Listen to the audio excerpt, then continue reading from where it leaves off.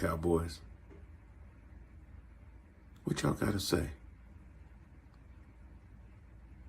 Oh, we about to go to the... Shut up! Before I bust a cap up in your ass. I thought y'all was beating the world. Shut up! Maybe next... Say another motherfucking word and this shit is over. But we the most hated franchise and everybody... Shut the fuck... Shut... Did I say... No! Oh, shit! Say it again. Say something else. Oh! Say something else. Say something else.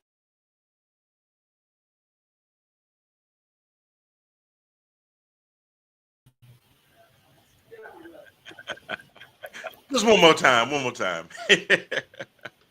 Welcome, everybody, to another episode of Head to Head Sports. I'm your host, Brian Parker, along with my co-host, Mr. Randall freaking Hargrove. Happy New Year, sir. Happy New Year. Merry Christmas. I feel like I've been gone for like forever, man. Got a lot of catching up to do. Oh, my gosh. Do we ever? It has been a crazy, crazy time. Man, we've been out. It was just crazy because the way Christmas and, of course, the New Year's fell on the show nights and stuff like that. All good and everything. All was still played, and it got interesting. Even though I'll say that Week 18 wasn't as anticlimactic as in years past, there were still some games that were on the line with regards to seeding, more so than who had clinched and stuff like that. Hey, Rand, I started out that oh man, I can't even remember on this thing. I'm gonna have to maybe I'm gonna have to zoom in or something. But I pulled that up. I brought that up too because there was a quote out there about the Cowboys that somebody made, and I just want to take a second before I get into any of these games and read you this quote. I don't know if you've heard this quote, but it just came out. No, I have not. Maybe yesterday. Okay. Now listen, the regular season just ended on Sunday. Uh-oh. What'd I do? All right. I'm sorry. Accidentally took it out. All right. The regular season just ended on Sunday. Okay. So we're going to keep that in perspective. We have not gotten to wild card weekend yet. Correct. And somebody put a microphone in front of a fool, and this is what he said. We're not done yet. And I hope that y'all don't think we're done yet. It's going to be an amazing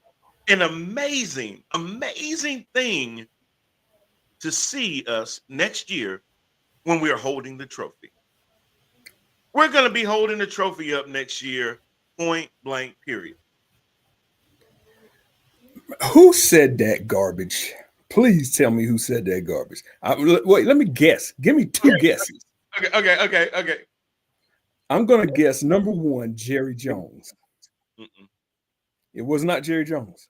No, but you're okay. close. So I'm going to guess number two, Dak Prescott. You're very close, but no. Oh man. But you're right. But you're on the right track when you said Dak. As far as it was one of his teammates. CeeDee Lamb. But you get hotter. He's due for contract negotiations. Okay, that's my three guesses. Who is it? Number 11, Micah Parsons. Again.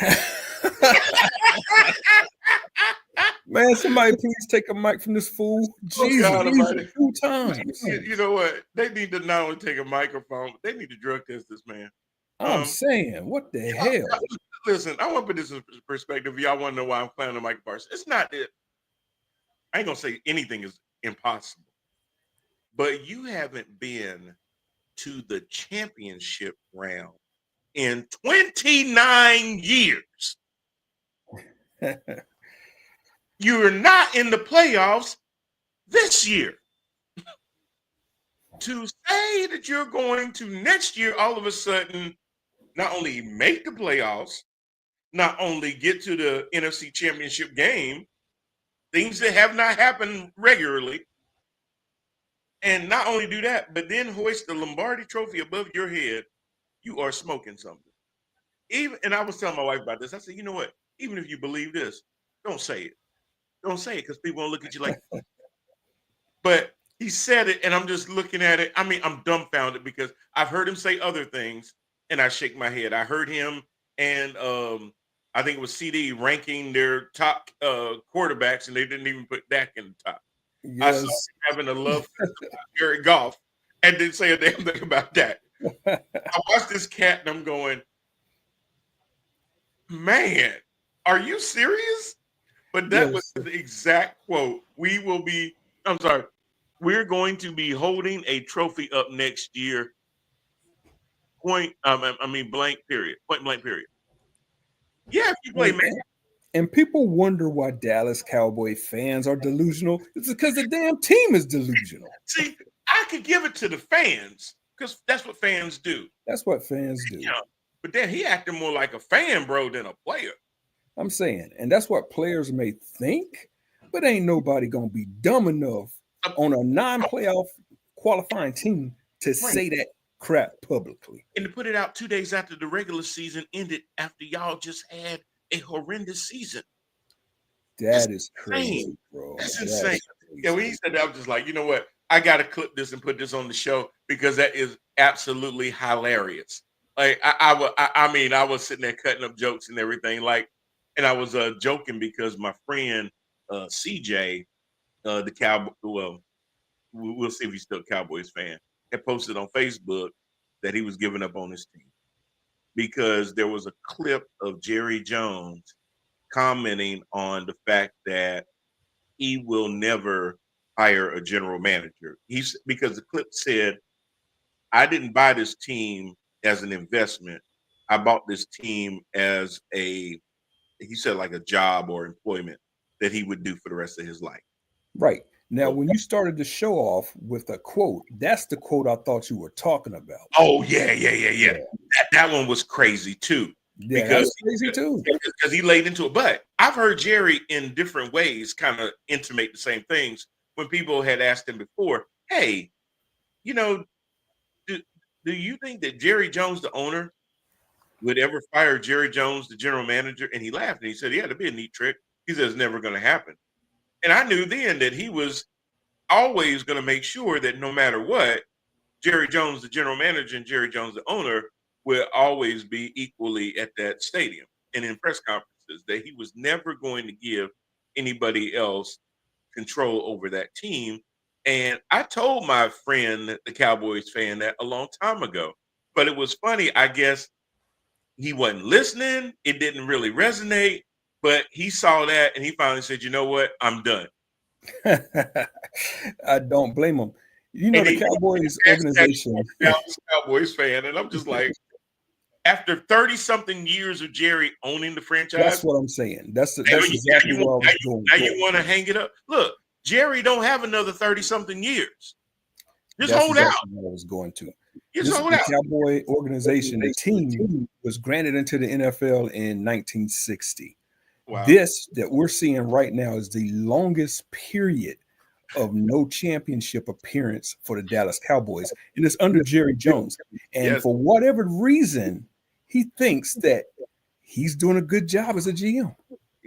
That's crazy. That's absolutely crazy, man. And then, so I'm sitting there looking at this, and I'm going, man, just hold out because he got fewer years in front of him than behind him. And I ain't trying to be morbid or nothing, but he'll be gone soon. Give him about 8 more years, and he may have a conservatorship because it seemed like he's slipping a little bit anyway. So you may not even have to worry about it that much longer but do understand this. And Micah, you need to hear this too. As long as Jerry Jones is the general manager of that team, regardless of being the owner, you will never go to the Super Bowl. It's not going to happen. And you know, I will give the Panthers a better chance of going to the Super Bowl. I ain't say win it, but going back to the Super Bowl before I give it to the Cowboys. As awful as Dave Tepper is, Jerry Jones is 100 times worse because he's absolutely because the Panthers actually have a GM that's had a decent draft and is probably going to build on that decent draft with another decent draft. Absolutely, yeah.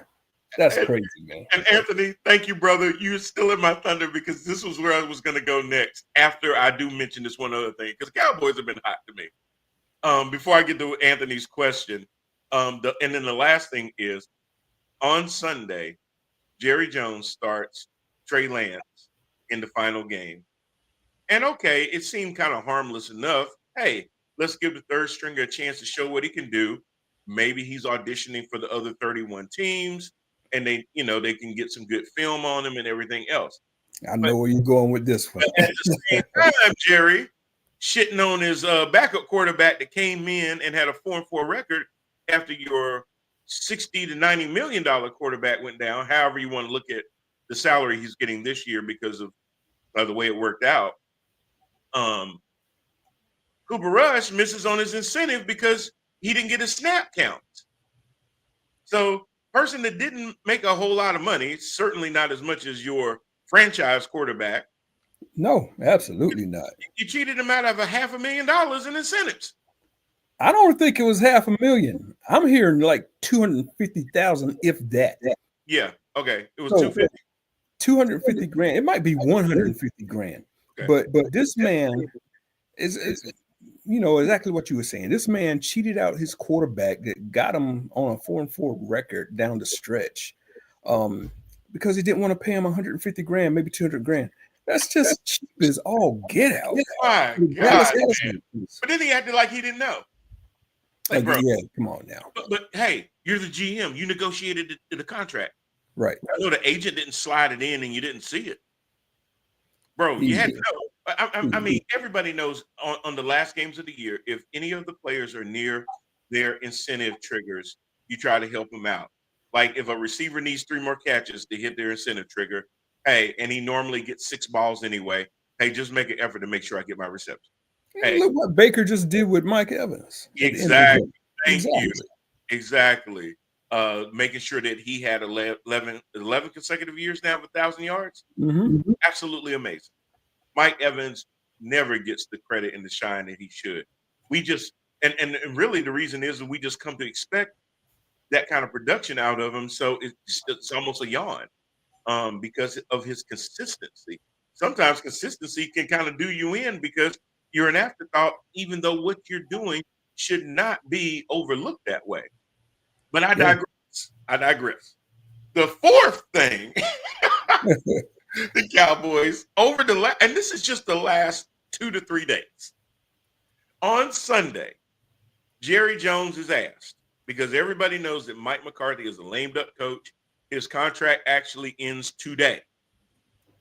So knowing that Monday is normally known as Black Monday, where a bunch of coaches get the axe, and some did, Jerry was asked on Sunday, since he likes to get in front of the mic, hey, we're hearing other teams may have an interest in Mike McCarthy. Are you going to let them talk to him or what? And to that, Jerry said, I think he should talk.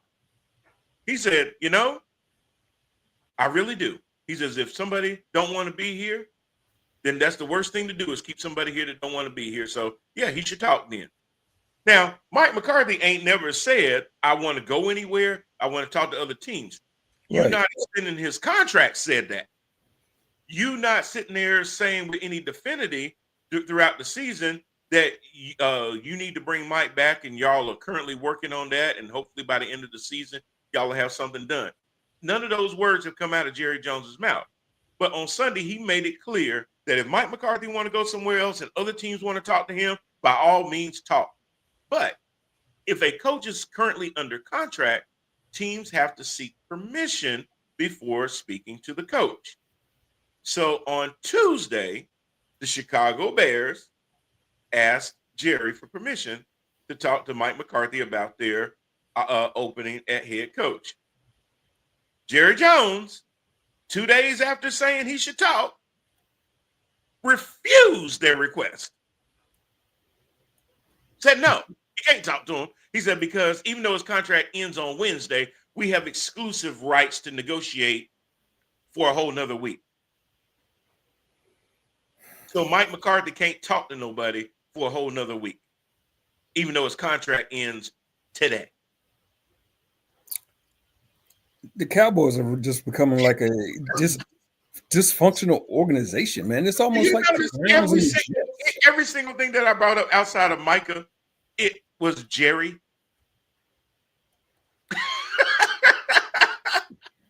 There's a common thread in this. It leaves you just scratching your head, man. It's like, is this real? Like, you just told all the media in the world that if Mike want to go talk, we'll talk then. Then they ask you, can we talk to him? And you say, no. Okay, Biden. Right. Thank you. That's exactly. Do you know where you are, Jerry? I mean, seriously, I'm serious. I think he's losing a step. And now most people would say, if you go with a logical train of thought, well, maybe Jerry did that because he is in a position now where he's going to go ahead and offer Mike McCarthy a renewed contract, 3-4 years, something like that. I would not assume that at all. I couldn't even see it, him waiting that whole week and then letting Mike go. And within that week, some of these coaching jobs have dried up because there are candidates out there like Pete Carroll, Vrabel, some people are bringing back Cliff Kingsbury in the talks. I'm hearing other names out there as well as Rex Grossman, even not Rex Grossman. Sorry, Rex Ryan. Jets, absolutely. People thinking Pete Carroll's probably going to take Miami. People thought Mike McCarthy would be good for the Chicago job. People are looking at the Raiders job opening that Tom Brady is going to have a hand in picking the coach. So they're even thinking about trying to pull Vrabel over there as well, if they can. So there's a lot of moving pieces here, and Jerry kind of shackling Mike McCarthy isn't fair unless he really does plan on retaining him. But instead of playing the smoke and mirrors, cloak and dagger, he just needs to say that. And because he's playing with the man's future. If you're not going to keep him, let him go. Don't torture him like that. Yeah, and I honestly think it's just time for both sides to separate anyway, man. Yeah, but he's not for White. Yeah. Well, here's the thing, though. Some people think Mike McCarthy is a decent coach, and he probably is. But the problem is you really can't tell working for Jerry Jones. No, you can't. You don't get, all you can do is eat the food. You don't get to go to the store to buy the groceries. You don't get to pick the groceries. Hell, when the groceries come home, you don't even get to take them out the bag. It's already in the refrigerator for you. All you do is open up the refrigerator and you use the groceries that's already in there. You don't get to do anything. You have no control really as a coach. The players know that, and a lot of times they circumvent you and go straight to the owner. So that's not really being a coach. That's just being another Jason Garrett. That's just being another Chan Gailey. That's just being another one of those long line of coaches that he just had sitting in the seat. But he was actually pulling all the levers of control.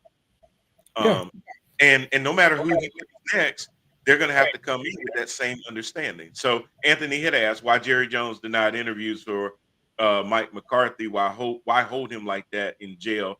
Let him go. Then he says Ike Washington did with Jerry, gave him a touchdown at the end of with Terry, gave him a touchdown at the end of the game to get his bonus. Like Washington did with Terry McLaurin, gave him a touchdown at the end of the game so he could get his bonus. Yes, absolutely. I think Mike's contract is over on the 14th. That could be true. I heard it was today, but he had exclusive rights through the 14th. I hate Brady. I really think he's the reason why AP got fired, why I fired someone 1 year with a bad team. Because I think, moving on to that question, Anthony, I think that why they may have liked Antonio Pierce originally, and see, here's the thing. Antonio Pierce was set up to fail. No doubt about it. Because he went into the season basically relegating to Gardner Minshew to be the starting quarterback over Aiden O'Connell, basically just saying by default, he won out the quarterback battle. Not that he was what he wanted, but he was the best out of everybody. Mayo was one and done. Yeah, I'll bring that up too, Brad. What's going on?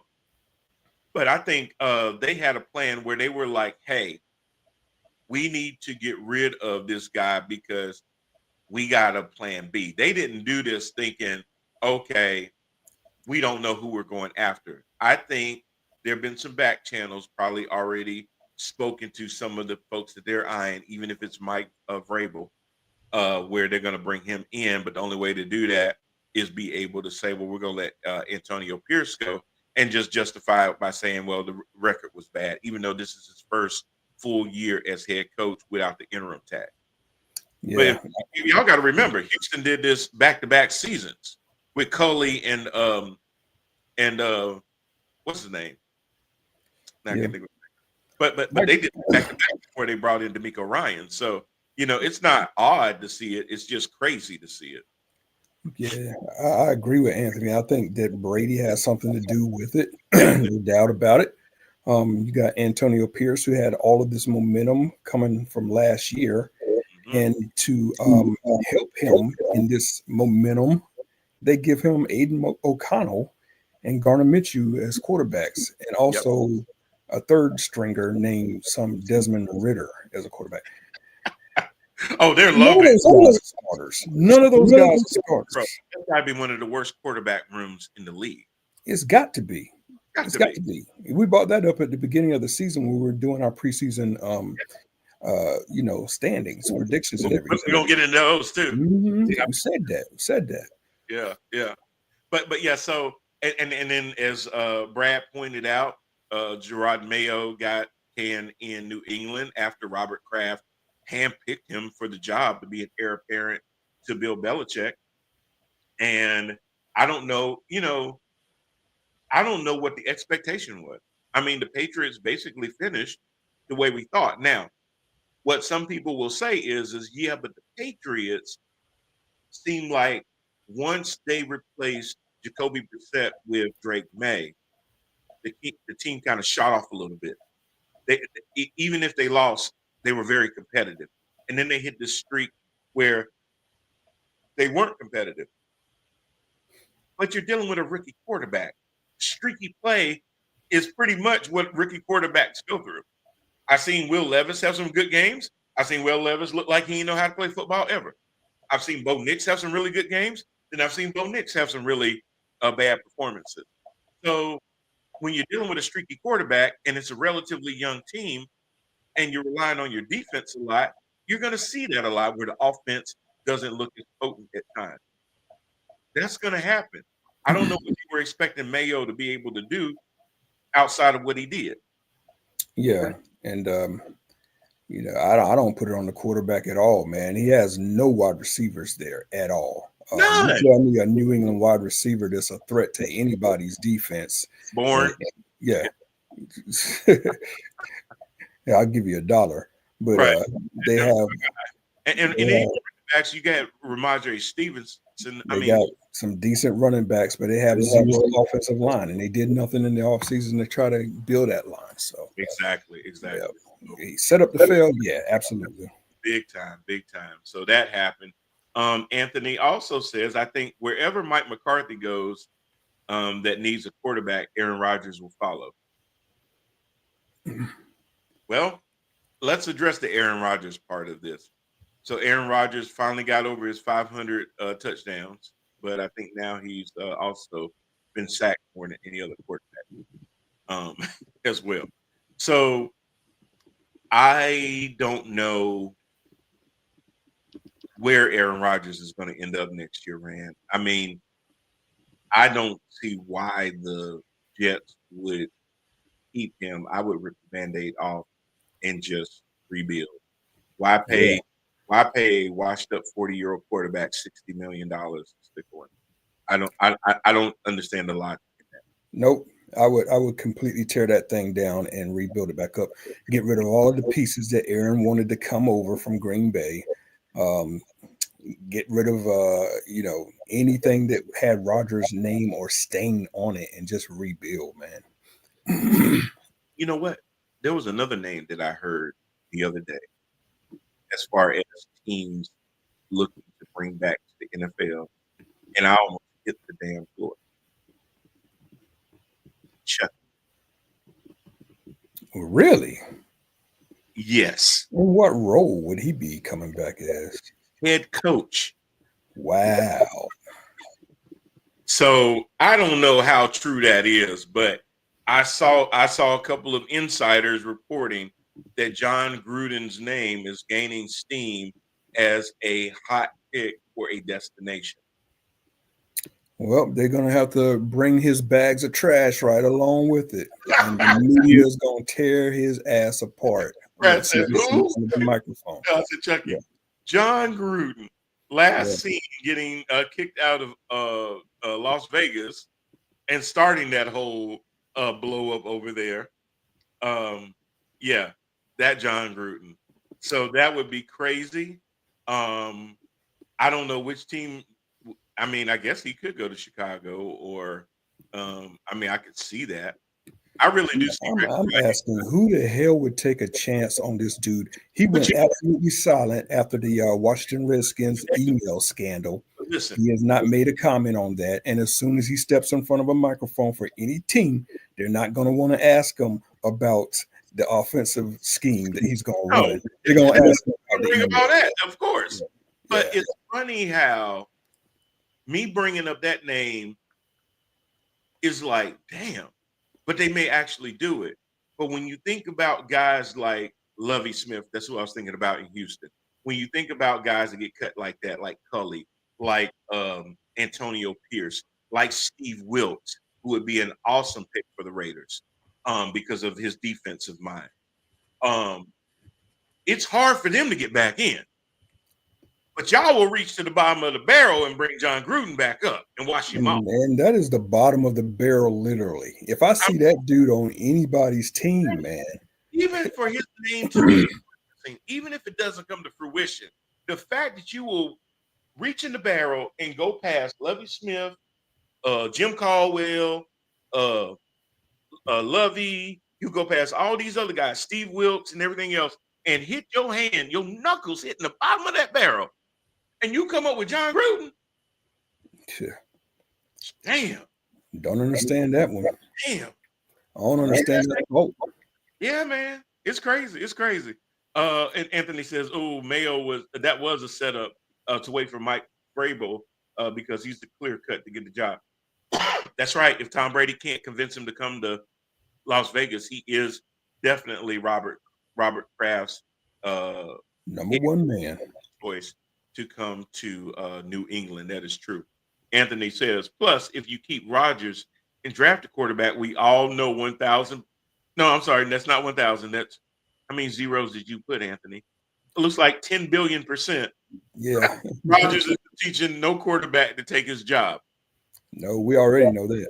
Yeah, that's my point.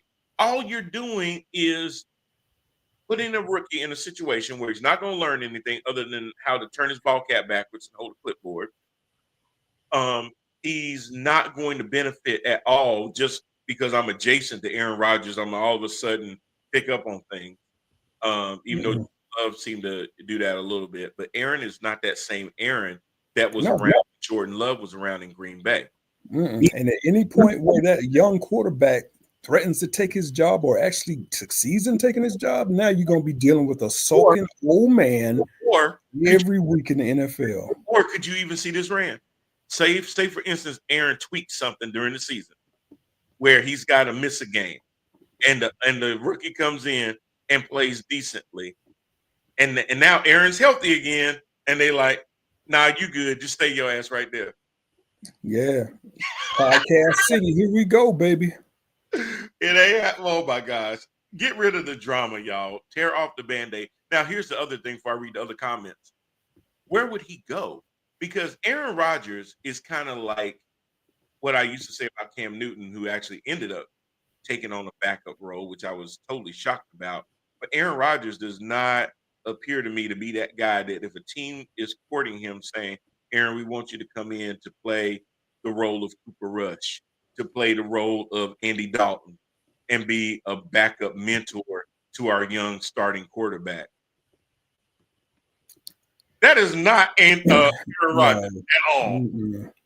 Either he is the starter, either you gotta before training camp, OTAs, any of that, you gotta tell him day one you're the starter, and the number 2 guy is not a threat to you.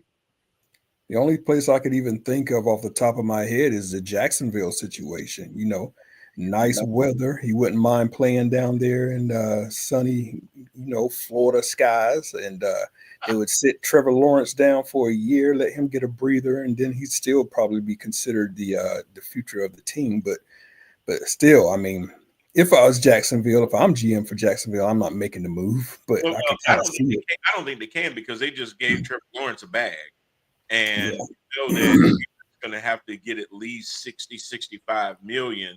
So you're basically committing almost $130 million a year to your two quarterbacks. Yeah. And we could also talk about that too. There's some teams out there that's quarterback handicapped. Cleveland Browns, terrible situation. Need one, but may not be able to get one. And we'll look at that too because we've got the draft order pretty much settled except for 19 through 32. It could change ever so slightly depending on how they finish the year out. But at least the top 18 picks have been spoken for. Brad said, wow, to the whole John Gruden thing. Anthony, I heard the same thing too. And I think that would be a great story. He said, I heard Ron Rivera's getting talks about head coaching job in Chicago. Like, why? Why not? He played there. Yeah, why not? I don't think Ron is a bad coach at all. I don't either. Ron is a player's coach. He is a great man. Sometimes people see that as people can walk all over you and take advantage of you, and you can lose a locker room like that. But Ron is a fair guy. He's a decent guy. He doesn't talk at his players. He talks to his players. I can say all of that because he coached the Carolina Panthers, and he is one of the most beloved coaches outside of Steve Wilkes in Panthers history. And the team hadn't been right since he left, to be honest with you. Yeah. Unceremoniously showed him the door. The team has not been anywhere near what it was since then. Mm-hmm. So I don't have a problem with him going to Chicago. I think he can work with the young quarterback. I think he can shore up that defense. Ron is a defensive oriented guy. The good thing about Ron is that he's a field position guy, and he doesn't like to put his quarterbacks in a lot of harm's way. Not make them game managers, but make them what I call game opportunistic, where you rely on good defense, good field position. I mean, they did start calling the man Riverboat Ron because he liked to go for it on fourth down. And hell, in that division, that seems to be a big thing, going on fourth down every damn time. So that would not totally get me. Anthony, really, it's buzz on Brian Flores to Vegas. Defensive guy. I can see that right in Miami from a defensive standpoint. I mean, I wouldn't be. Look, it's not so much who they send to Vegas. It's Vegas. What are you going to do to help this person be successful? If Gardner Minshew and Aiden O'Connell is your answer, I don't care who you send. I don't care if somehow you get Dion to take it and then y'all draft Shador. It ain't good. It won't matter. It will not matter. You got to get. I mean, yeah, Shador would do better than Gardner, but then you got to have Brock Bowers have some help. Crosby is getting a little long in the tooth, so you're gonna have to start addressing that defense a little bit more. So whatever it is, you're gonna have to sit there and support the coach. And lastly, Brad said Gruden won a Super Bowl, even if it wasn't his team. So he's a made man. Yeah, he's a made man, all right. Yeah, say it, Brad. He won with Tony Dungy's players. Yeah, but yeah, he's a made man. Google what I'm talking about. John Gruden and Washington Redskin emails. If this guy makes it anywhere near the NFL, I mean, the NFL got some explaining to do, and that's all I'll say. Yeah, because I remember a dude being blackballed because he just sat there and took a knee. Right. Which ain't nothing in comparison to them emails that we're already talking about. So again, what's good for thee may not be good for me, depending on who me looks like. I'll leave it there. But yeah, that's when I saw that, I was just like, are you effing kidding me? And I actually think there will be just backlash to the NFL and Man, outrage if this man, man gets the you job. remember how much hell Michael Vick caught from trying to I'm come back? telling you, it'll be the same thing. Jesus Christ. Brad just put it out there. It doesn't matter. He's a beloved white guy. Damn. Hey, Brad, it might be a different barrel. Maybe I'm assuming that all of them are in the same barrel, but maybe there's one barrel, then there's another barrel that says beloved white guy. So when they reach in there, they don't have to go all the way to the bottom. And old white guys doing the hiring. Yeah. Ben Johnson, Anthony says Ben Johnson got like 5 interviews in 1 week.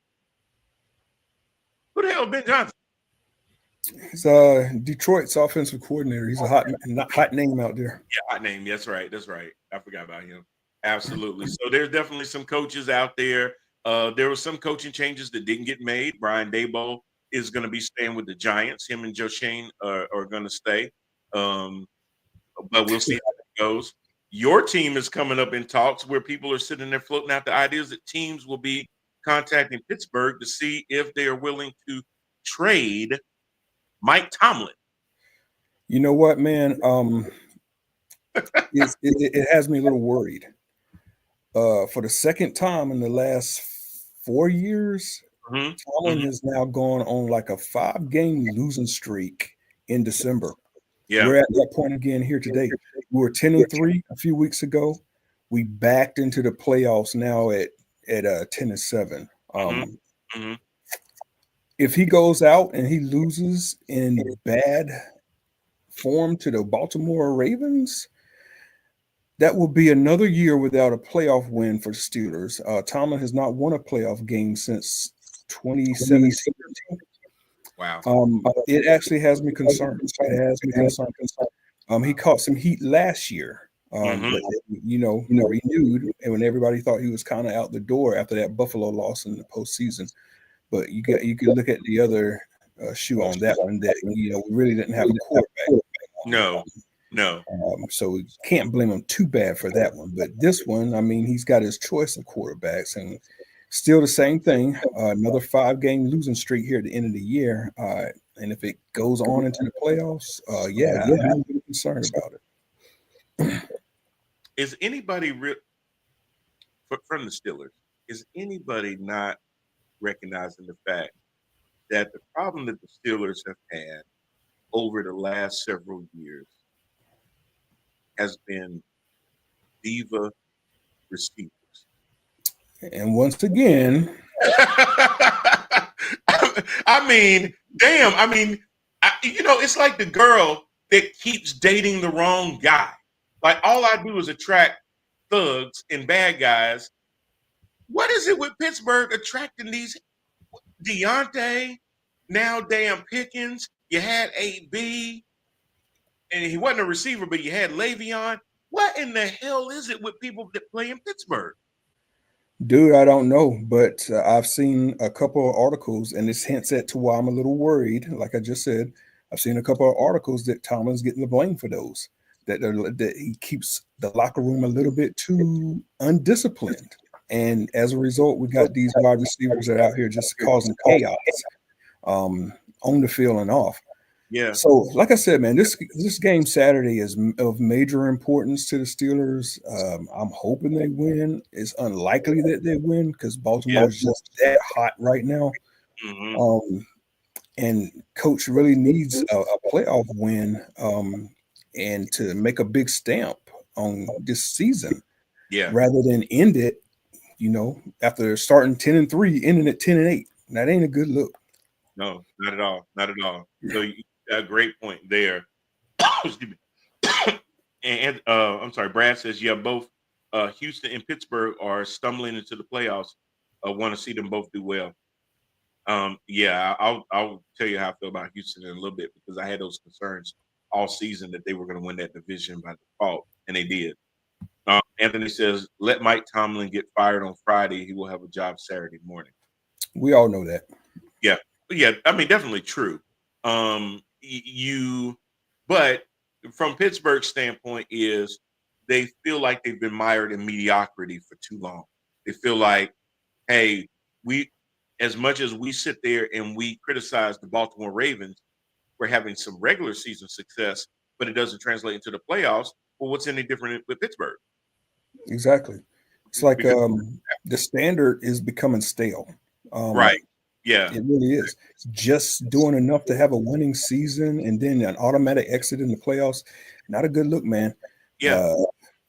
Like I said, the last playoff victory was 2017. It's easing up on that decade mark. And no team wants to go a full decade without winning a playoff game. You're in Dallas Cowboy territory with that.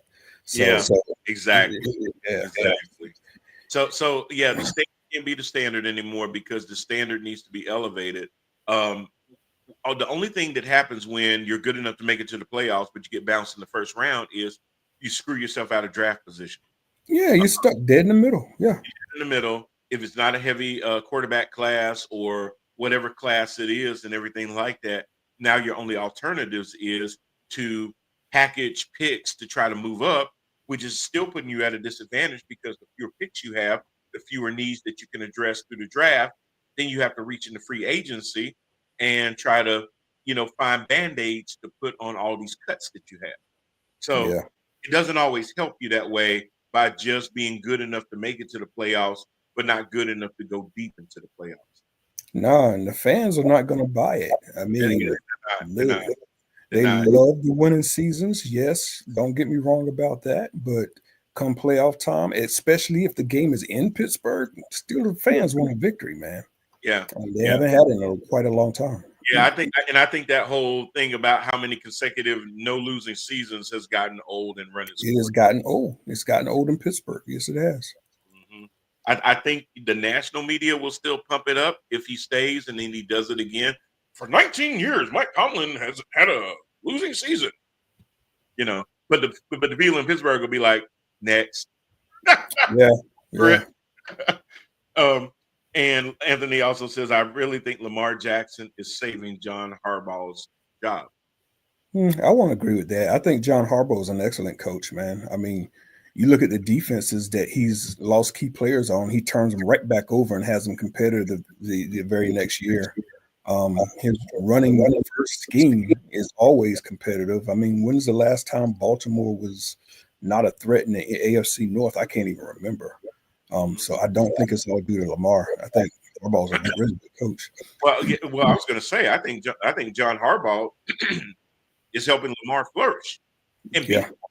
And just the thing about Lamar, when you look at Lamar's numbers this year, Lamar has had a better, in my estimation, a better year this year than last year when he won the MVP. He did. This year has video game numbers. Yeah.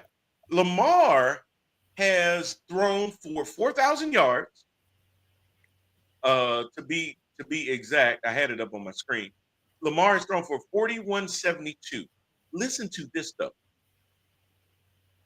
4 interceptions. Mm-hmm. 4,000 yards, 4 picks. How many touchdowns through the air? Through the air, he has thrown. No, that can't be true. Hold on, that can't be true. Touchdown.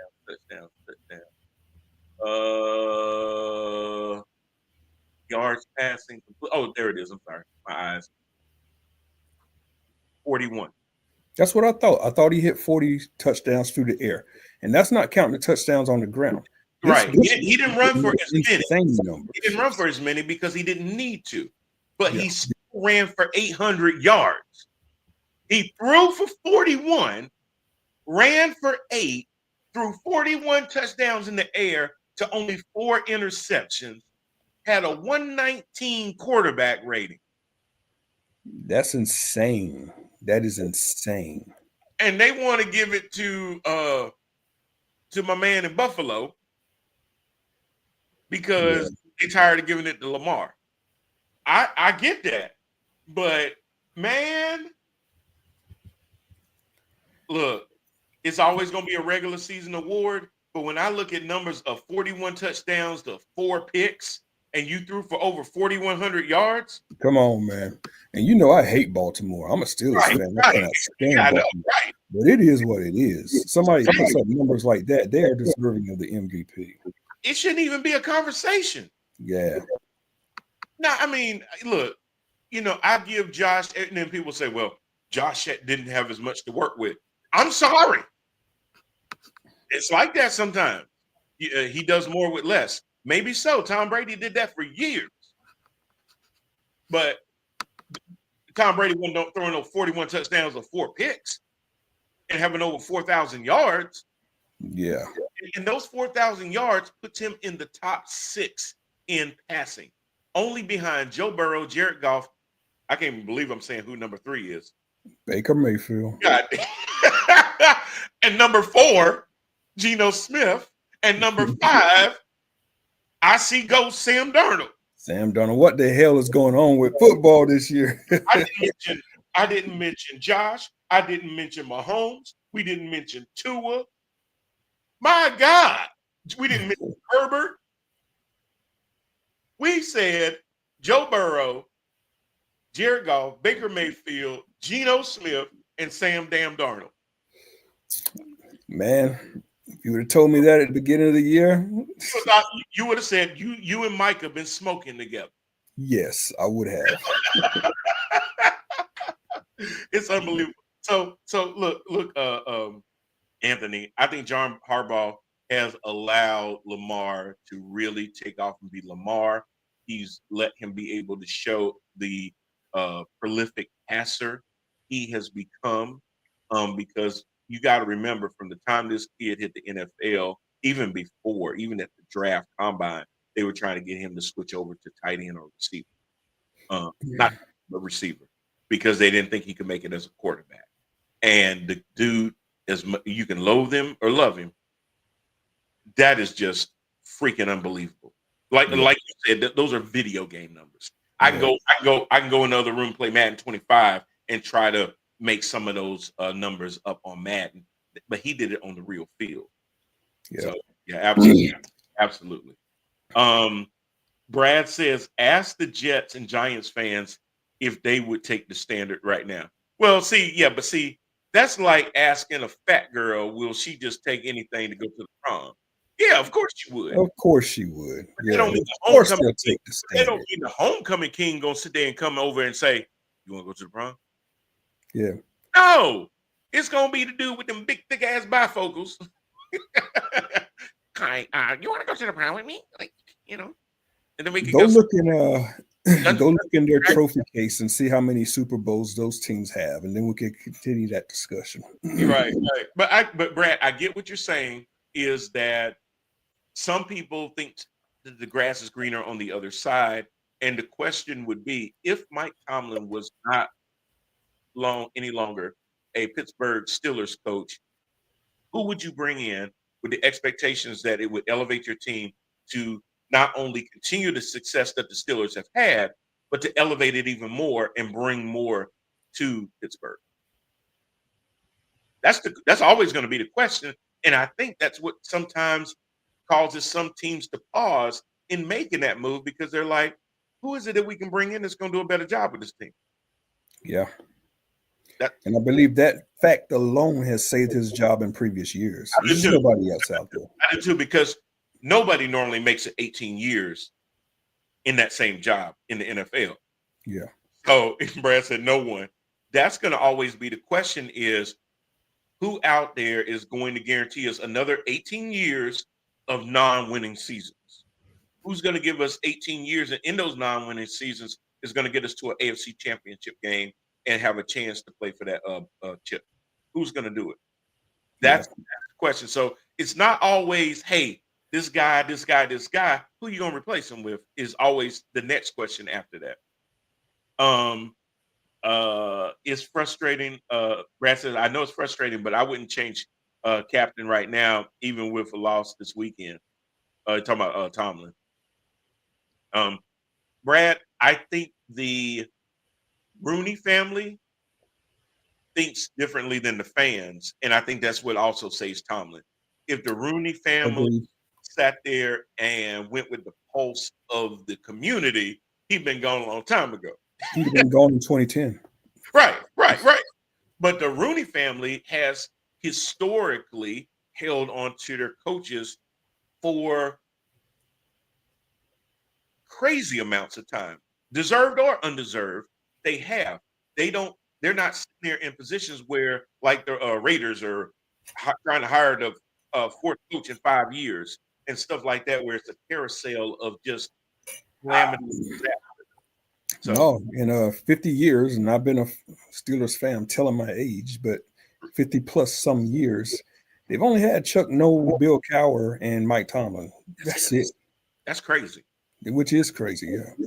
There's a lot of teams that go through 3 coaches in 4 or 5 years. Absolutely. Chicago, hello, step up. Carolina, step up. Houston, step up. So it's crazy. Let's see. Anthony says John Harbaugh, but you can't say that. But the team is talented, but can't get far in the playoffs. Is that Lamar's fault or the head coach? I will say this: it's been Lamar's fault. Last year it was Lamar's fault because Lamar decided that what got you to the playoffs was running the football. Then the lights get big and come on, and Lamar wants to prove to everybody watching that now they're going to win by abandoning the run and throwing balls into double and triple coverages. Yeah.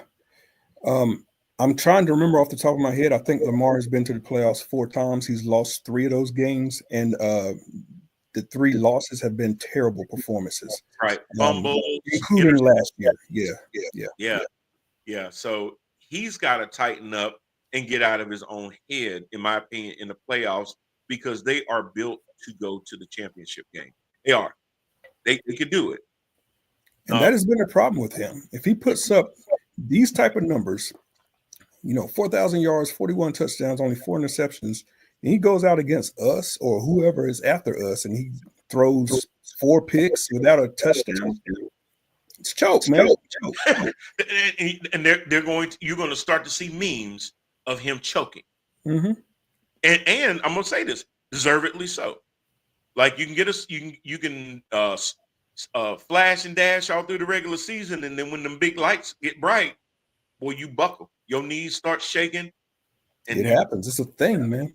It is a thing. Speaking of that, Sam Darnold just went through that. That was the biggest game of his career on Sunday night. Choked it out, man. He choked. He did. Yeah. He let the moment get too big for him in Detroit, who I did not think was going to win that game. Because I figured that the offense of the Vikings would be so much better than the defense of the Lions, not because the Lions didn't have a good defense. It's just that about 13 of them are on IR. So, not because of that. Anthony says John Harbaugh and Mike Tomlin are the same. Great during the season, but bad in the playoffs. And that's fair. Brad says both of them could get bounced this weekend. And Anthony says, will Sam Darnold's last game show you a lot, or that won't affect him from getting the bag? I don't think it'll affect him from getting the bag. Listen, Sam Darnold's numbers. We just talked about Lamar having 41-72. Sam had 43-19, 35 touchdowns, 12 picks, 102 passer rating. Now, if you are the Raiders, if you are the Saints, if you are the Jets, which we ain't going back to the Jets, if you were a lot of these teams, the Giants, you're going to throw money at that and not even think twice about it. Would you go for a quarterback that threw 43-19, 35 touchdowns and 12 picks? Yeah, absolutely. And do you know that if you do that, you're going to have to pay him $50 million minimum? And you got salary cap money?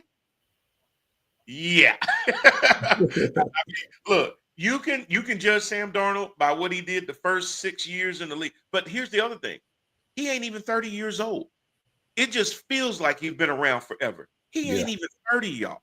Yeah, somebody's going to jump on that kid, man. Yeah, he got some good years. If Minnesota is smart, they will either franchise him or give him a 3-year contract where you're paying all the money in the first 2, and you can move on in year number 3. That's what I would do. And Brad had said no one when I talked about who they're going to replace Tomlin with. And Brad also said, or never hired in the first place because they know stability is a big part of winning. It is.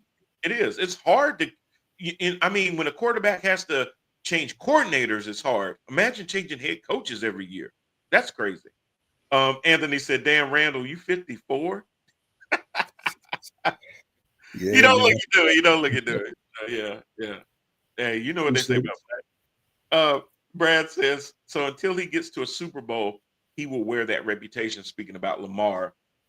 And then Brad said, is Josh the same or not? That is a great question, because when Josh Allen has opportunities in the playoffs, he ain't fared well either. He get up to Kansas, they could beat Kansas City in the regular season. Then Mahomes comes up in the playoffs, and he's his little biatch all over again. Oh, man. That ain't fair now. Come on, give that dude some credit. He was 13 seconds away from a Super Bowl. That's the defense fault. 13 seconds on the clock. You see what my homie can do. Don't do it. No. Don't do it. Joseph Lowry, fellas, what's going on, Joe? What's up, Mr. Lowry? Brad said Darnold is done. Pack his shit up right now. Hey, they're going to have to come. Hey, Brad, you know what? If I was Sam Darnold, I've been on 4 different teams, whether it was the Jets, the Panthers, the 49ers, and now the Vikings. The way Sam Darnold is playing now is the way that people expected him to play when he first came out of college. And it took a while for him to really find his niche. But he found it with Minnesota. And he's got a great situation, whether it's Jordan Addison, Justin Jefferson. He's got running backs. I mean, he's got a team, and he's got a good defense too. Even if I took a slight discount, I would stay in Minnesota, because there's no guarantee that you're going to take all of that you just did in Minnesota and go to the next place and replicate it. Whether it's coaching, ownership, the talent around you may not be the same. Exactly. You have a chemistry with this team. I don't know if y'all saw when the game before this one that he played in Detroit, where he won that game, and he came in that locker room, and the love that them players threw on Sam Darnold, man, I was like, wow. Yeah, but you hit the nail on the head, man. He's got a premier wide receiver, and he's got another good one. He has a really decent tight end. You're not going to find that situation everywhere around the NFL with these bad teams that are going to come look for you. So that's right. That team is built to make constant runs in the NFC North. Yeah. I mean, why would you leave that just to go take a few extra dollars? I think at this point in his career, Sam Darnold is rehabilitating his career to the point that he wants to be remembered for what he did on the field, not because of his bank account. I don't think he's going to be Kirk Cousins and start chasing bags all over the place. He wants to actually be able to show people that the guy that y'all saw with the Jets is not the guy that you see today. Yeah. And he's done that in one season. But even like you ran, even 4 games into the season, you were still waiting for the shoe to drop. Like, hey, he has those hot starts, and then he cools off, and then the real Sam Darnold comes back. And he never did. Even did, man. Last game, he didn't revert back to the old Sam Darnold, but you could tell he was overwhelmed in the situation. Yeah, definitely. You know why? He ain't never been in that situation. That's exactly right. That's the biggest game he's ever played in that situation. And before that, it was for Carolina when we played Tampa, trying to get into the playoffs a couple of years ago. When's the last time Sam Darnold was a quarterback of a 14-2 team? Never. When was Sam Darnold to win a championship? Never. In this game, we have a bye in the first round of the playoffs. We win the division and we got a bye. That was the position that he was in. Now, yeah, you got to go out there and do your thing, but my God, I mean, that's a hell of a position to be in after you've been an afterthought your entire career. The fact you're even in that position to begin with speaks on what you have done the whole season. Yeah. So yes, there's going to be a lot of suitors out there for him, but if Minnesota is smart, they will go ahead and say, we want you. And maybe if Sam is smart, he will go ahead and say, I'm just going to stay. I ain't going nowhere. Yeah. I'm going to make y'all resign me. He said, I ain't leaving. Sir, with respect, I'm not leaving your office until I sign a contract. My agent ain't even got to be here. What you to do? Okay, I know on the open market I could get about $5-10 million. No, I'm good. Let me sign this. Just put some incentives in there for me, and I got you. Let's run it back. Yeah. Hell yeah. So yeah, I'm sorry, but yeah, he's done enough, and trust me, I've had so many letdowns with Sam Darnold in my Panthers life, but I'm glad to see that he's turned it around, even if it wasn't for us. I am too, man. He's a good guy. He's been through hell and back. So this doesn't upset me like Baker upsets me a little bit. I'm proud. Well, that's probably because the water cooler kept handing Baker's ass to you and trying to make you realize something that wasn't there for the longest. Wish casting all the time. Nobody was wish casting Sam Darnold in the water cooler. You could have sat there and said all the same things about Sam Darnold, and nobody would have came to his defense. But something about Baker, boy, put a feather in that ass, boy, and they just got on you about Baker. So yeah, it's crazy. The fact I was right is crazy. I guess that number. Which number, Anthony? Tell me which one you're talking about. And Joe says Josh is Marino 2.0. Wow. Damn. Wow. If I had a mic, I'd drop it. Brad says, I ain't mad at Sam. Couldn't care less and even wish him well. But LA gonna whoop that ass this weekend. Yeah, we'll see. Brad. I love it. I don't know about whoop. Look, you got a couple of things. I'll just go ahead and say with the Rams. As long as Stafford throws the ball to people only wearing blue and gold and not purple, you got a chance. As long as the line makes holes for Kyron Williams, you got a chance. As long as Cooper Kupp and Puka Nacua can get jiggy with it on the edges, you definitely got a chance. He said, watch your mouth now. No, I love you. I'm telling you how you got a chance. But somebody going to have to lock down Justin Jefferson and Jordan Addison and make them become a run-heavy team. Here's the other thing, the same thing that I would say about Pittsburgh and Baltimore. You cannot trade field goals for touchdowns. Nah. If you do that, you will lose. Math says that, but I'm going to say it too. If you trade field goals for touchdowns, you're going to lose because I got more faith in Baltimore scoring touchdowns than I do in Pittsburgh. So I see field goals in their future. I see Boswell being the leading scorer on the Pittsburgh team. And I'm a little bit worried about that with LA. They run into a bunch of stalled drives that may give Minnesota opportunities to score touchdowns, and that could be their undoing. Now, Brad, when LA, I want you back on the show next week and say, B, you called it out. Or you come back and you can say, or you can bring grandma in and say, and have her tell me that I shouldn't have been talking about her baby like that. So either way. That was funny as hell, by the way. Yeah, I'll be here. Oh my gosh. Anthony says, if you had to pay someone, you're paying Sam Darnold. Are you paying Sam Darnold or Brock Purdy from their history? Man, that's a good question. And a tough question. Jeez. That's a hard one, man. Yeah. I guess you would have to pay Purdy because of his postseason success, but I mean, well, see, okay. If you wouldn't give Lamar Jackson credit because he has a more complete team, but you'll give it to Brock Purdy because at the time, before all the injuries, he had McCaffrey, Ayuk, Kittle, Debo, and just basically say, hey, all he had to do was throw a three-yard out route to one of those guys, and then they break it another 65, 70 yards. Then what are we talking about?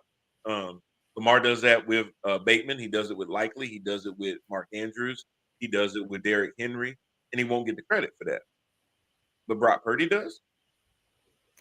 The difference is Purdy ain't turning the ball over like Lamar turns it over. Yeah, that's true. That's true. But he don't run it like that either. and he didn't throw 100 yards either. He did throw 38. He had an all right season, but he only threw 20 touchdowns and 12 picks. And he's a Super Bowl vet. He's 0-1, but he got there. Yeah, that's true. So I think until Lamar can get the stench of losing in the playoffs off of him, then yeah, I guess I can't really use that one. I guess my answer would be Sam Darnold, because Sam Darnold has a healthy team around him and he's able to thrive in that. When Brock is missing key pieces of his team, then he is not a bad quarterback, but he turns into an ordinary quarterback, not an extraordinary quarterback, which a lot of quarterbacks would be. A lot of quarterbacks, if they lost Christian McCaffrey and Ayuk, and have gone through 3 or 4 running backs in the same season, whether it was Garindo, whether it was I forgot the other dude's name that was doing good. But they just put a guy back there, just a guy, and he'll end up having 100 yards rushing because of the scheme that they have. Says a lot more to me about the offensive line. But, Purdy's a good quarterback. I think he'll be okay. But right now, I got to look at the here and now. Sam Darnold for me. Brad says, we did that a few weeks ago, beat them handedly. You did. I get it. And he also said that was a good question. Yeah, Lamar has them back-breaking runs. Yes, he does. Lamar can turn a 3-yard loss into a touchdown. When you think you got him in the backfield, then he squirt out on you and he gone. He'll do that to you and make you look stupid the whole time. And it is frustrating. You whiffing in the air. Pittsburgh normally hems them up to stop those runs. But I've seen it on other teams, and it's hella frustrating. Man, I mean, it's like, man, what are we doing? So let's talk about some of these matchups that we have for this wild card weekend. We've got the Chargers going to Houston to face the Texans, and this is a Saturday 4:30 game. Grant, I'm afraid for the Texans because all season long, even when Stephon Diggs was there, I wasn't seeing the same CJ Stroud. And I know that sometimes you have that sophomore slump. A lot of people have said the offensive line is not protecting for him. I have watched plenty of Texan games to say I've seen CJ more indecisive, holding on to the ball and taking a lot of unnecessary sacks. Not throwing the ball away, not getting out of danger. Now he's not throwing picks and stuff like that, but 3 and outs, a lot of 3 and outs, because it'll be 2nd and 6, and then he'll get sacked for 12 yards, and now it's 3rd and 20. Yeah. 18 or something like that. And now you can only make up a few of the yards and get them back, but it's still 4th and medium to 4th and long, and now you got the ball. The first year, he was very decisive to Tank Dell and to Nico Collins and getting the ball out. And this was before Stephon Diggs was even thought about being on that team. Then they kind of start out the season and he didn't have that same zip. And the whole season has kind of been like that, where he just getting sacked. Yeah. Even got a game out of it. That Christmas, I think it was a Christmas Day game that they played against the Ravens was the Beyonce Bowl. Yeah. That was a deplorable performance in front of a home team. So, we're talking about playoff, and that's a different beast. It's a different animal. This will be, I believe, his first playoff appearance. Yeah, they didn't make it last year. Yeah. I think this is his first playoff start, if I'm remembering right. No, they did make it last year, didn't they? I can't remember. I think they did. I think they did make it. Did they? I think they did. Okay. Yeah. Yeah, because I think they won the South last year. They did. Mm-hmm. Okay. All right. So this would be time number 2 for him then. But on the other side, you got a hungry LA team, and Justin Herbert is just lethal. He had 3 interceptions all year long too. So he takes very good care of the football. Defense really bothers Houston, and we saw that against the Ravens. And LA has a defense. They do. So I think I would lean towards LA. I am too. I'm leaning towards LA, just for that reason. And we'll look at the standings in a second. But then we've got the Broncos on Sunday going to Buffalo to face the Bills.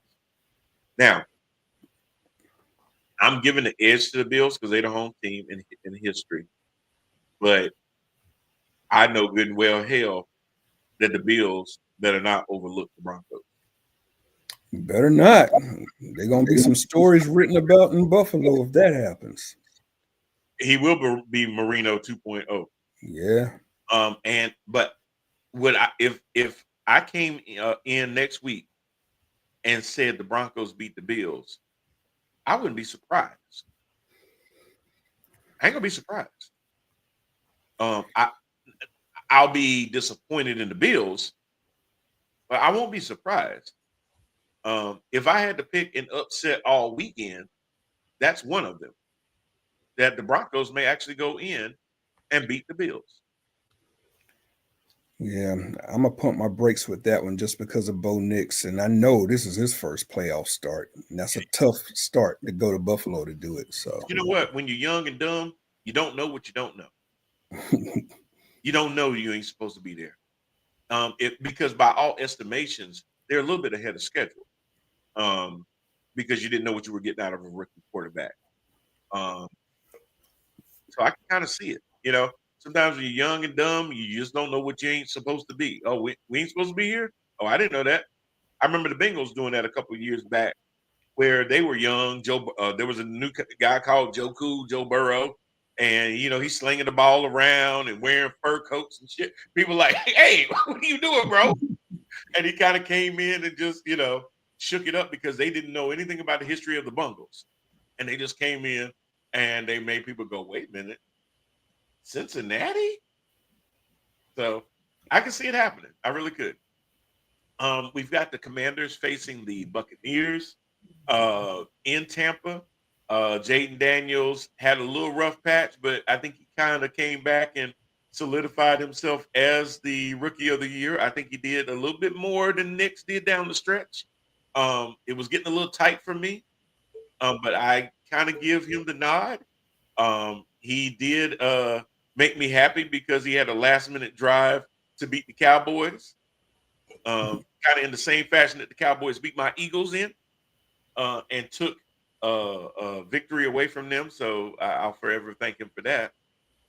This game is going to be played in Tampa. And again, this is a young quarterback that doesn't know what he doesn't know. I think he's going to go out and have a ball. He has the win at his back. If they lose, nobody is going to say they had a bad season. More pressure, in my opinion, is on the Bucs to win than it is on the Commanders. And that could show up in tightness and everything else. This is a second upset that I'm picking is the Commanders over the Buccaneers. 23-21. Again, I just don't lean towards the Rooks. Yeah, I'm putting a lot of favorite Rooks, and I can't believe I am, but I've seen them play a lot of times not like Rooks, but I do understand that the playoffs are going to be a whole different animal. What you did in the regular season does not necessarily translate. But man, I've seen the Bucs kind of go flat too. So unless their running game can really get going with Bucky Irving and those guys on the ground free up play action for guys like Mike Evans and Cade Otton, I'm not that afraid of the Bucs. If that defense can make Baker Mayfield uncomfortable, I'm not afraid of the Bucs. Yes, you got to go play them. You got to respect what they can do. But as long as you've got a mobile quarterback that can nullify having guys like what's my big man in the middle of big dude Beta. Vita Vea. Yeah, it can nullify that coming up the middle, and a lot of the other defensive guys are starting to get a little longer too. You got Jaden Daniels running around back there. Now, I would have felt better about it if Austin Eckler was going to be in the game. But that does put a lot of pressure on Brian Robinson Jr. to do his thing. But you got Terry McLaurin out there too. That's a lot. So we'll see. And they got some other good receivers out there too that could really cause problems for the Bucs. If the Bucs get ahead early, it's going to be harder for the Commanders. But if the Commanders can play toe-to-toe with them through 3 quarters and it comes down to the 4th quarter, they got a shot. And I feel that same way about the Broncos and the Bills. If the Bills get 2 touchdowns on them before halftime, it's a wrap. But I think if the Broncos can play their game and not get out of themselves, I think they got a chance in the 4th quarter. So, yeah, the Rooks got to show me something before I lean on them like that. These are big spots. So, yeah, I got to go with the home teams on this one. Brad says, yeah, Denver can be dangerous. He says, don't believe in the Chargers. Hope my guy can figure it out for Houston. I hope he can. I want to see CJ do well.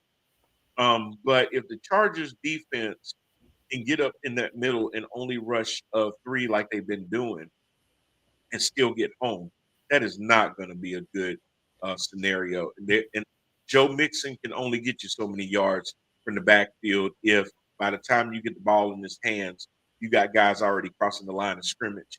That is not going to bode well. You're going back in the wrong direction. So I'm a little afraid of that. Game of the weekend going to be a shootout with those 2 quarterbacks. You talking about Baker and Daniels or Baker and Jaden Daniels? Not sure which one. Then you got the Rams and the Vikings. We talked a little bit about that. It is going to be in LA. You know, Sam Darnold, Matthew Stafford. Sam Darnold, to me, gets the nod right now. Stafford's done okay, but Stafford has a propensity to throw interceptions. And he has a bigger propensity to throw not just interceptions, but pick sixes. He is a Brett Favre in LA a lot of times because he will put the ball in harm's way. And sometimes it's high risk, high reward. He said Rams next. He said Washington, Tampa was what he was talking about. So, yeah, Baker and Jaden Daniels. But, yeah, I'm concerned that if he starts slinging that ball around too much, putting it in harm's way, the defense of the Vikings are going to make him pay for that. Yeah. That's with Stafford. Biggest game of Darnold's career. It's going to be on the road in front of a ruckus LA fans. Got to stay with the home team, man. He said, old issue, not this year. Okay. 20 touchdowns, 8 picks. I mean, that's Stafford. I mean, it's all right. I mean, 3,700 yards, 93 QB quarterback rating. So, I mean, not terrible, but only 20 touchdowns. Old issue, not this year. Now, if you say, well, how many yards does Kyron Smith ran for? A lot of that could be in that as well. Kyron Williams has actually had a really good year rushing. So that did take some pressure off of Stafford. Kyron was number 7 in rushing, or number 8, 7th, I believe. 1,200, almost 1,300 yards. He had 14 touchdowns. That was good. We were 1 through 4, all receivers injured. Okay. That's true. At certain times, I remember Puka being out for a while, and that definitely hurt you guys. But you got a quarterback like that that's supposed to be able to elevate the other guys too, right? Just saying. So I'm not saying they're going to lose, Brad. I'm just saying that I'm not picking them. I'm picking the Vikings. I got your back, Brad. They got something to prove. They're going to L.A. I think Deshaun Watson gave Sam Darnold his masseuse in L.A., so he's going to be real loose, and he's going to go in there and I think Justin Jefferson is going to have a game on Monday. That's a Monday night game. Surprised by that. Yeah, it's Monday night. Wow. Okay. Then you got the Packers going to Philadelphia to face the Eagles. I didn't look at the news today to see if Jalen Hurts was on the practice field today because that is part of concussion protocol that he has to show up. He said, "Thank you, Rand." Brad needs to feel some kind of camaraderie right now. But a part of concussion protocol is you got to go through these different steps. And if he didn't show up on the practice field today, he has to start back to step one, which could jeopardize him being ready for Sunday's game against the Packers. So if Jalen Hurts is going to play, I still feel like the Eagles are going to end up beating the Packers. They'll be at home. Saquon is rested. And if you didn't let him break that record and you get bounced in the first round, you did that for nothing. I'm a little mad. I got Philadelphia on this one. I'm mad about that. Because I think that Jordan Love is going to throw at least 2 interceptions in this game. And I hear Christian Watson may not be available. I know he had gotten hurt. That leaves Romeo Doubs. That leaves Josh Jacobs. Yeah, Watson is definitely out. And to be honest, Love is a little banged up. So, yeah, I definitely got Philly. And last but not least, we talked about the Steelers and the Ravens. I held that for last on purpose. Look, there's 2 things I hate about this game. I hate betting against Mike Tomlin. And I hate betting for Lamar Jackson. Because normally if I bet for Lamar, he lets me down. If I bet against Tomlin, he makes me look dumb. I did that. And I tie that, Rand, to the fact that you were right. I picked the Steelers in the beginning of the year to finish 4th, and they made me look like absolute garbage. Rand picked the Steelers to be finished 2nd. So you picked the Ravens, Steelers, Browns, and Bengals. I picked the Bengals, Ravens, Browns, and Steelers. And I said I kind of have it where the Browns and the Steelers are maybe like 3A and 3B. But I mean, technically, you still finish at the bottom. And that did not happen. You picked it almost correctly. You got the first 2 right, and then the Bengals just fell off the cliff and did not do. No, I'm sorry. You picked the Bengals to finish last. They did finish 3rd. I picked the Bengals to finish 1st, and then it was the Ravens, and then it was the Browns. It was the doo-doos that I thought after seeing how Joe Flacco led that team. I said, well, damn, if Joe Flacco can do that, certainly Mr. Masagi can come in there and do the same thing. And he didn't. Jameis Winston had more success than Deshaun Watson did with that. So totally got the AFC North wrong. But you did a lot better with the AFC North than I did. Yeah. That being said, I got to take the Ravens in this spot. It hurts. I think it's going to cause a lot of, like I said, dissension in Pittsburgh. It's going to be it's going to be the main story for a long time. Yep. Especially if we get beat badly. And I think there's a chance that we might lose by double digits. So I'm kind of concerned for Coach. It's going to be an ugly off season, but if Lamar passes for 4 or 5 touchdowns, yeah, or sports talk radio on Monday in Pittsburgh, it's not going to be good, man. It's going to. That will be now a bad loss to Kansas City, a bad loss to Buffalo, and a bad loss to the Ravens. That's our last 3 playoff appearances, and we ain't even got close to none of those teams. That ain't Pittsburgh ball. That ain't Pittsburgh history. Somebody's going to answer to that. Not only that, but the Browns only won 3 games, and one of them was against Pittsburgh. Yeah, that part too. That hurts. Looking at the rest of our picks, though, AFC South, I picked. Can't believe I did this. The Jags, the Texans, and I'll say I thought that the Texans were legit but I thought CJ Stroud may have a sophomore slump and I saw the way that the Jags and Sunshine finished last year and thought that they would be moving more up and that would kind of propel them over the Texans a little bit. But then I had the Colts and then the Titans at the bottom. You had the Texans winning the division, which they did. Then you had the Jags. Then you had the Colts, and then you had the Titans.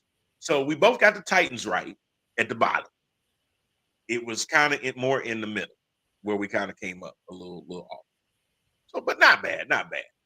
I got the division winner. I got the division winner for the North. That one too. Let's move on. So you got the division winners. AFC West. We both, as Lamar Charles would say, the Kansas City Chief. Anyway, so the Chiefs did win the division like we thought. We both picked the Chiefs. Second, we picked the Chargers. That's what happened.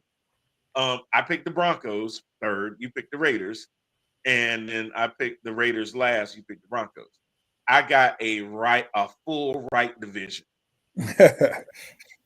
That's crazy.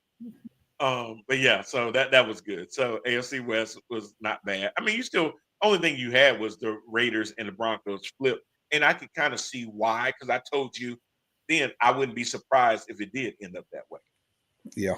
But because of the inconsistency at quarterback, that doomed them in. Speaking of which, now we go to the AFC East, where we both look like total dude. Do we have to talk about the East? Oh, God, man. Crazy. So we both bought that whole Aaron Rodgers Bulls and put the Jets at number 1. They finished third, by the way. Barely third. They could have finished 4th. Guys, I normally do a very good job of this. We both said that the Bills were going to take a step back because they kept knocking on that door, and that door is starting to close. We had the same picks, so we both were wrong. We both went Jets, Bills, Dolphins, and Pats. Only thing we got right was the Pats at the bottom. Everything else, and we said, you know what? The Dolphins look pretty good. They're scoring a bunch of points. They'll do okay. But playing the Jets and the Bills 4 times as divisional games is going to make it a little hard for them to do better than third. And they actually ended up being second and not making the playoffs. So they finished at 8. This tells you how bad they were. They finished 8-9, but they were second. That tells you how bad the Jets and the Patriots really were.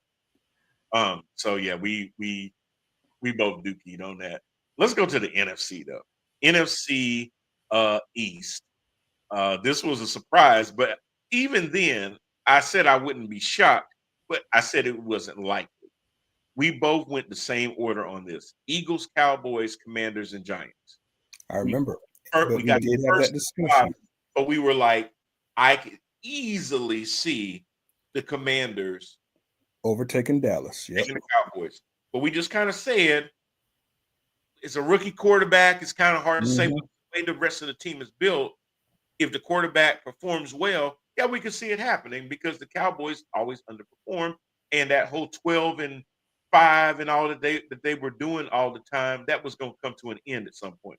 And it did. You're right about that. And the things that we pointed out as struggle points for the Cowboys, or I guess I should say concerns, came to fruition. No run game, only one wide receiver, all of that stuff came. Because we also had said they didn't do anything in the offseason. Yeah, and they didn't do nothing in the offseason except bring over Ezekiel Elliott, who's not even there anymore. So yeah.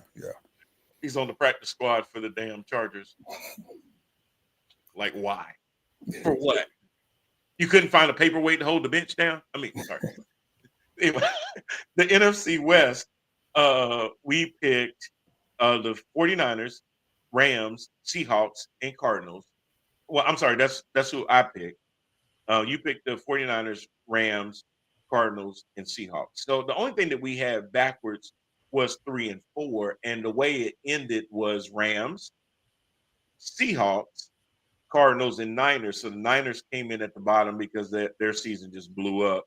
We didn't think much of the Cardinals. I figured the Cardinals would come in last because they normally start out hot and then they implode on themselves at the end of the season, and that's exactly what they did.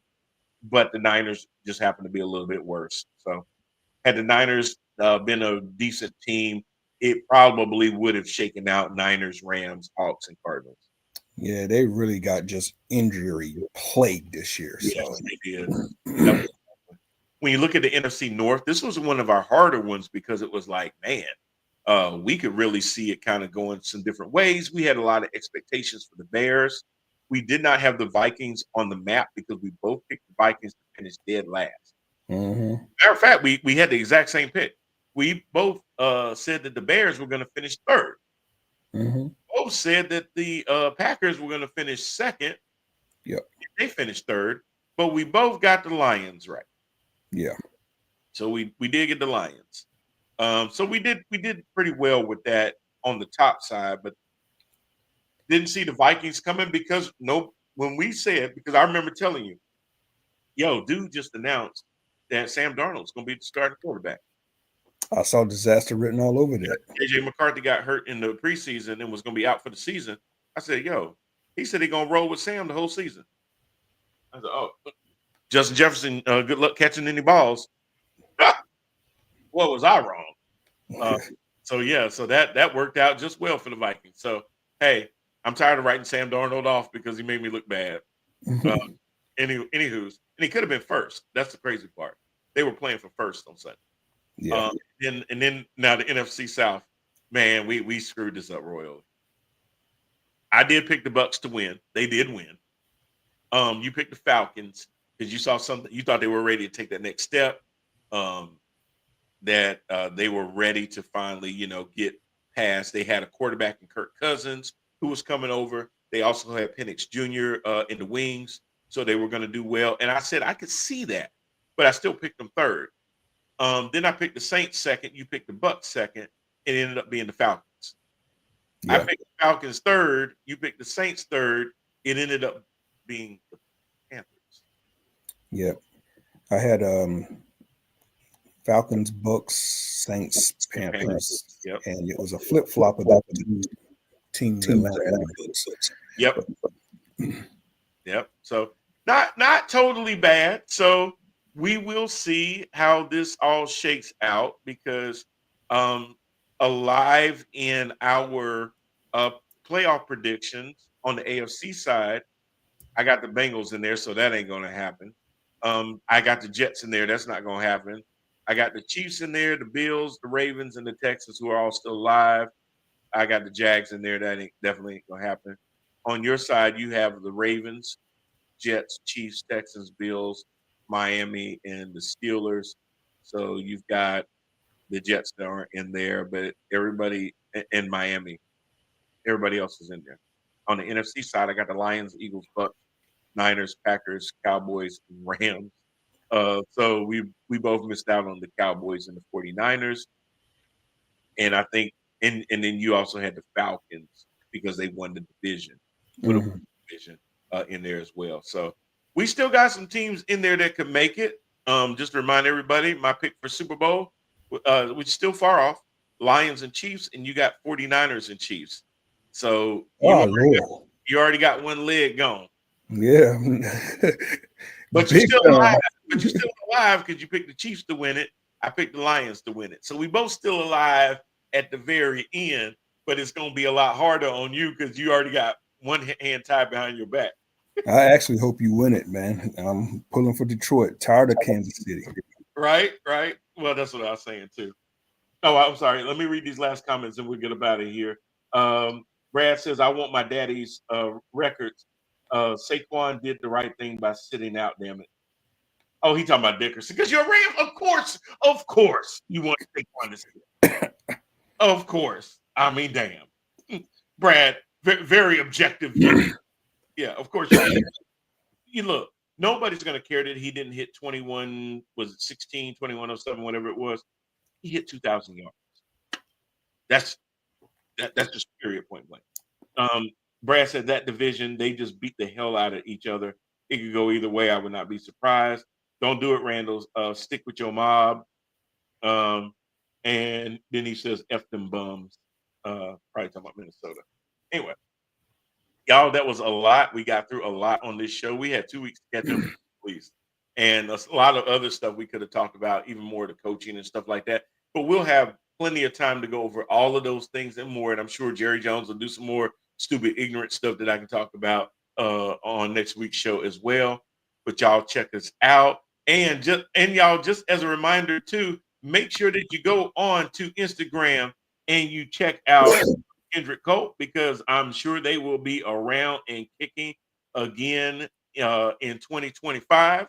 Make sure you check them out, as Mr. Joe Lowry did with me a couple weeks back at Bradshaw. But they will be around, so y'all definitely make sure that you check them out. Go check out Kendrick Colt on Instagram for all updates and everything. Appreciate it, B. Appreciate it, Mr. Lowry. It was a good time, man.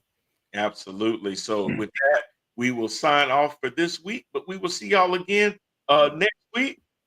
Happy betting, because I'm definitely playing some parlays, and we will see y'all next time. See y'all soon.